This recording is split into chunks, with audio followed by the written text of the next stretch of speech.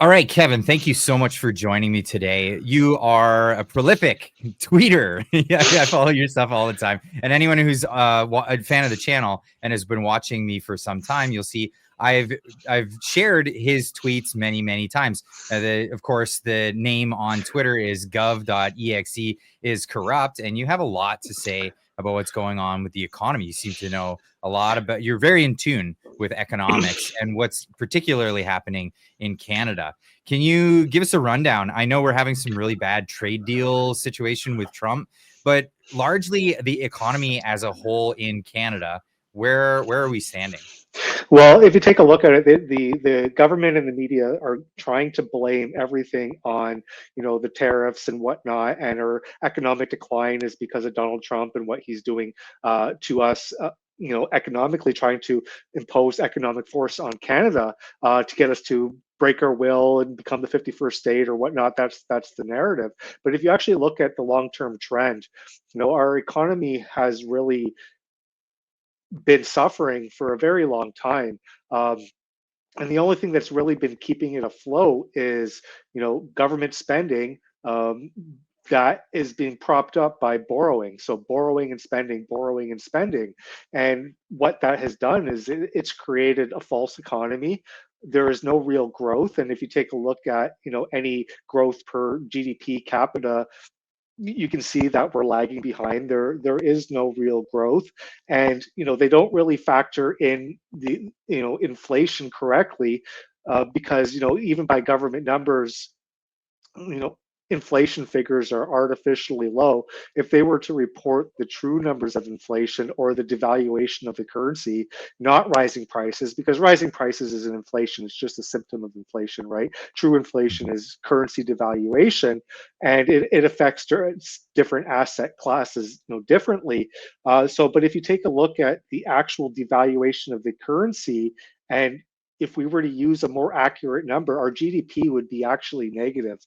Um, but our GDP as it stands is slightly positive, but that's a lie. Our inflation numbers are a lie. Everybody who goes to the grocery store or has to pay their mortgage bill or their rent bill knows that prices are rising faster than 2-3% a year. It's probably double or triple that. So the economic situation is really, really bad. And this didn't start 4 months ago or 6 months ago when Donald Trump became president of the United States. This has been happening for a very, very long time. We can go all the way back to 2015, 2016. We can even go farther back to like 2008. But our economy has been on a downward grind for and it's basically like a zombie economy. So, the Bank of Canada came out last week and said that they're going to be holding interest rates, and a lot of people want the Bank of Canada to cut interest rates. This is the Keynesian solution, right? Cut interest rates and make things, make it promoting, borrowing and spending, so it stimulates the economy. But But that would just do a lot more of what's been going on for the past 10 years, right? We would just create more asset bubbles, and just basically we'd be propping up the economy as it is with debt. Uh, it isn't the real cure for the debt to be wrung back, called back, and paid off. Or am I getting that wrong? Well, if if the only thing we've been doing since the 1980s is, cutting interest rates and spending, and it's created all these problems in the economy, keep doing the same thing over and over again, and expecting it to, foster a different result. It just doesn't make sense. So, interest rates actually have to go way up. They have to go up higher than the real rate of inflation, which we already talked about, which is probably 2 or 3 times what government numbers are. So, if we actually want to fix the structural issues in the economy, interest rates have to go to double digits, very similar to what Paul Volcker did back in the 1980s in Mhm. with the Federal Reserve. To protect the purchasing power of the dollar, hiked interest rates to 10, 12%. Mortgage rates went to 15, 16% in or in the early 80s, and that created a deflationary situation, and you had a lot of bankruptcies, you had a lot of defaults in the economy. But this is ultimately what has to happen, the malinvestment and the misallocation of capital that's been taking place over the last 2, 3, 4 decades has never been corrected, because central banks and governments have created this environment that is beneficial for being into debt.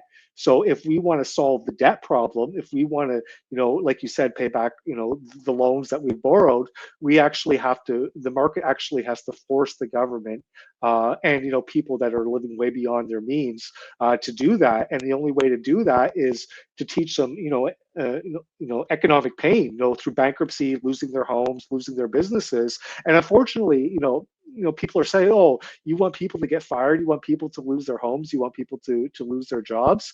I'm not saying that, that's what I want. I'm saying that is the preferable option, to what would happen if we go the other way, because there's only two ways out of this, right? There is a deflationary, spiral, where all these loans and all these malinvestments collapse under its own weight.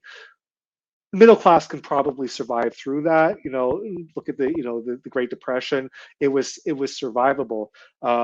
The alternative would be, a hyperinflationary collapse, like Venezuela or Argentina or Zimbabwe, or the Weimar Republic, where the middle Mhm. class gets eviscerated. And those were local hyperinflationary collapses, right? Localized. If we go through a global hyperinflationary collapse, there's really nowhere for you to run and store your assets. You can go into gold, sure, you can go into crypto, but the mass majority of the people, they would get eviscerated in this environment, which would lead to far more loss of life, far more casualties, and far more chaos. So if you have to tell people, those are the two options. Do you want a deflationary collapse where at least your purchasing power rises, or do you want an inflationary, a hyperinflationary scenario where all your wealth gets transferred to the upper echelon of society, and you're left with a basically a two-tier feudal system, after a mass casualty event? And that is just being honest. Those are the two likely scenarios, and it's not going to happen next week, next month, and next year. Could take 5, 10, 20 years, but those are the two scenarios that we're looking at. It's either option A or option B.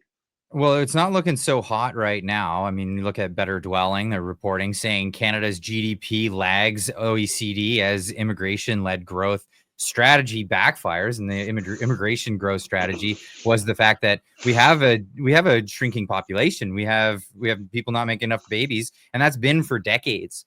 You can't just tell people to start making babies now. We need workers today, and well, they thought we'll just bring all those taxpayers from the third world and bring them over. And it's actually been a hideous situation. And this really drives at the idea that every politician doesn't want this to happen on their watch. So nobody's really got a long-term investment into this. They've got the 4 years or 8 years that they might be in office, and they're just trying to stave off the thing happening when it's them in power. Now we've got the liberals that have been in power for over 10 years, and we're back with the liberals. So the liberals are taking the liberal strategy and they're not even passing it off to somebody else.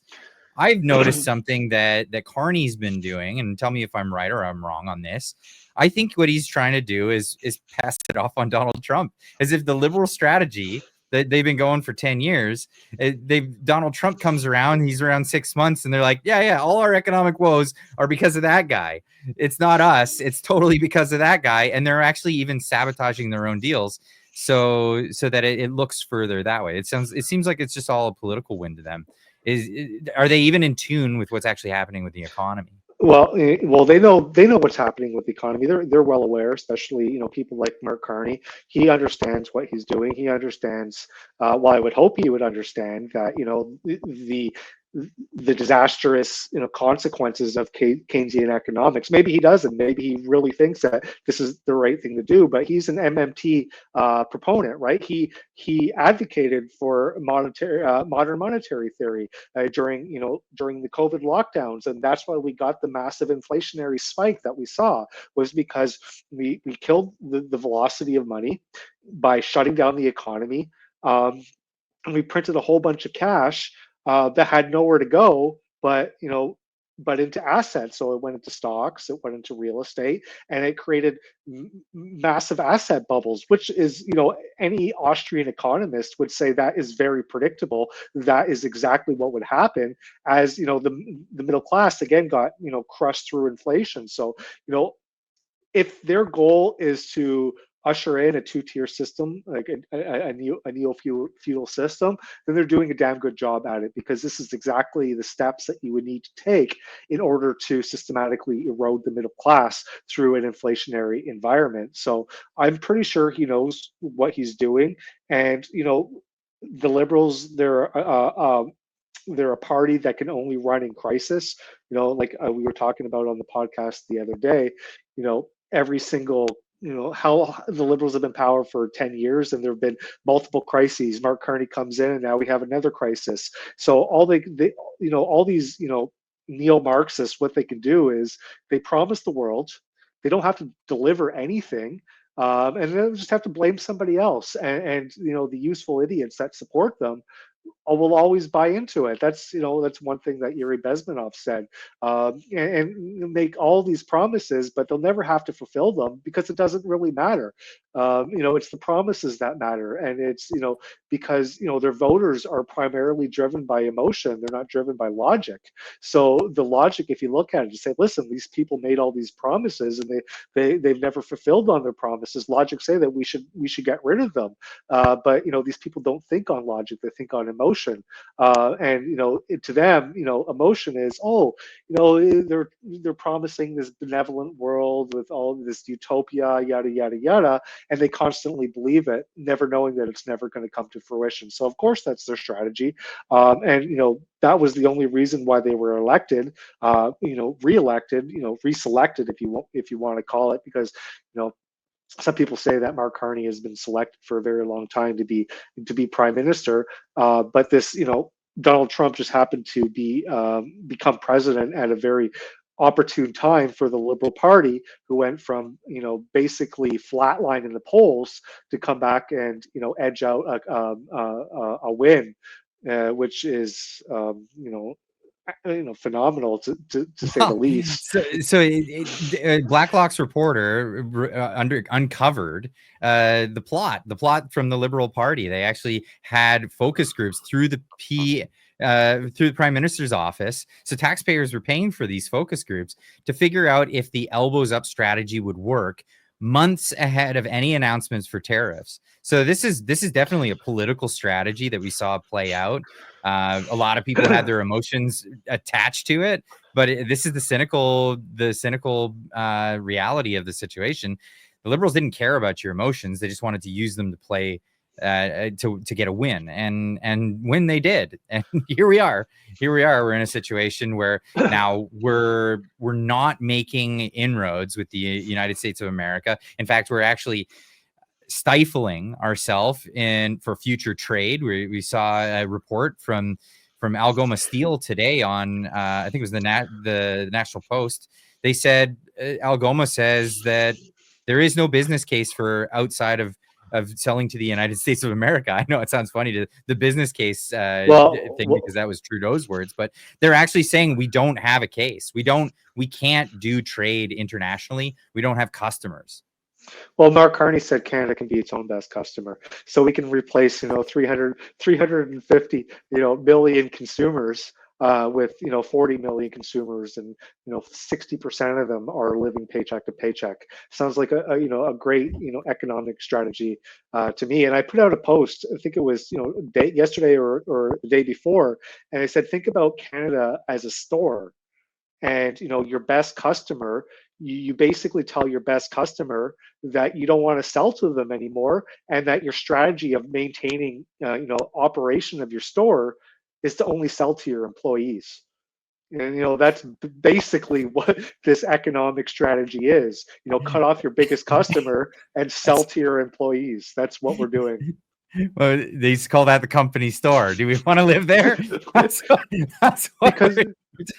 because we're a resource-based country, right? We need other countries to buy our stuff. We need to export our raw materials, so we can import the goods and service, the goods that we need, the finalized product. The purpose of exporting is to import stuff that you can't produce on your own, or that Mhm. costs more to produce on your own. So you export the stuff that you have to import the stuff that you need for cheaper. So if now we're saying, oh, we don't want to export to, our biggest customer to the south, that just means that everything that we're going to import, how the hell are we going to pay for it? We can't. There's no way that we could pay for it. It's the road to serfdom, like Hayek said. That's the road that we're traveling on, and this downturn in the economy that's coming up was predicted in the bond yields over a year ago, when you had the inversion of the long-term versus short-term yields.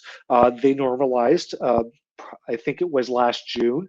And if you take a look throughout history, every time you have an inversion and a normalization of the yield curve, you have a recession slash depression within 12 to 18 months. So that normalization happened last June. So it just tells you that we're going to have uh, a declared recession or depression, because we know that we're in one right now, but everybody wants to ignore it. It's going to get to the point where the media and the government can no longer ignore it, and that's going to come up, maybe in Q4 of this year, or Q1 or Q2 of 2026. It's inevitable, and given by the amount, the rate that it inverted worse, over and longer than it did during 2008 and 2000. So that suggests that the economic decline could be worse than the financial crisis or the dot-com crisis.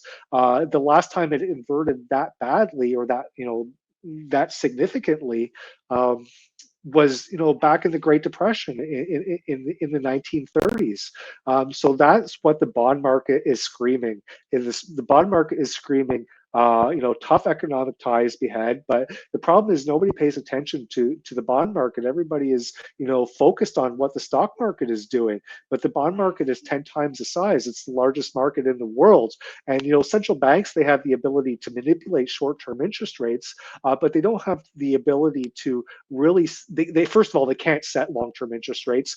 They can influence them, but it comes to a point where the market will overpower even the central banks. So Mhm. if the long end of the yield curve is rising, that means that investors are fearful of inflationary forces that are coming down. And when you talk about Mark Carney running close to $100 billion deficit in 2025, 2026. Well, I think it would be the second largest deficit in history. In not not a pandemic, not any crisis. Um, this is very inflationary, because the government is going to spend all the $350 billion in revenue that it collects in taxes, and then another $95 billion in deficit. So that means that the government is planning on spending a $500 billion next year, when the economy is already very weak. So that just means that basically what the government plan is to pick up the slack from the private sector. And if you take a look at how much of GDP comes from the public sector already, it's at 47% or 45 or 47%. So if we want to shift even more weight onto the public sector, then you're way closer to communism than any other point in history. If you take a look at the USSR, I believe at the height of the USSR, government spending and public sector GDP was at about 65 or 70% of the economy. We're at 45% now, so we're already halfway or three-quarters of the way to a USSR style economy. How much more do we have to go? And especially when we're now willing to cut off Mhm. access to our biggest market out of spite, and say that we could be our own best customer. Well, that's This not is going to do us any good at all. And there's a lot of people that are worried about what they're going to do with their own savings. And some people are saying, Clyde, what do I do with my own savings? What should I do to protect what little wealth that I do have? Well, our friends over at New World Precious Metals, they got an answer for you. They said, hey, why don't you get into some precious metals? I know a lot of people are really bullish on cryptocurrencies. I'm a big fan of precious metals. They seem to have held their value over centuries and centuries. This is the way it's going. And if you want to go over, help yourself to the QR code right here. Screen grab this, hit that up later, and go over there. Talk to those guys. They will help you out. They've got all the deals, and it's real stuff. You're not buying any paper stocks, anything like that. You're getting the physical bullion in your hand, delivered right to your door, or you could have it in a vault somewhere on the other side of the planet, so it's safe even from the Canadian government that might come after you. So thank you so much. And an interesting thing about buying precious metals is, I believe, especially on silver, if it's under a certain amount, there's no taxes on it. There's no That's amazing. And there's no capital gains on it either. If you have silver coins, and obviously if they appreciate, you don't have to pay capital gains taxes on it, as long as the coin is under $200 worth in value. So you keep your 1 ounce coins, and you'll never really have to pay capital gains taxes on it. And I don't know for anybody who's familiar with the silver market, but silver hit $52, $53 an ounce Canadian last week. That's basically approaching, if not exceeding, the all-time record high that was set back in 1980 with the Hunt brothers. I think it was around $52 or $53 back then. So silver is making record all-time highs in Canadian dollars. Gold has been making record all-time highs in Canadian dollars for a very long time. Right now it's in a bull flag, which means that it hit a peak and it's gone sideways and consolidating, and it looks like it's ready to break out and move move one leg to the upside. So we're already sitting at what, $4,800 an ounce, Canadian in gold. We could be looking at the next move to the upside. We could be pushing $6,000 an ounce. So Kevin, where can people get more of this stuff? I'm sending them over to gov.exe is corrupt over on Twitter. What would you recommend to people when they first come in contact with you? Just comment and make a reply, and take a look through my posts and some of the stuff that I repost. And if you engage with me, I'll generally engage back with you, and we'll have some sort of a dialogue. Sounds good. Well, we'll have you back on the show. I think I'll have you on for another segment tomorrow. We got some things to talk about. We'll see you then. Sounds good.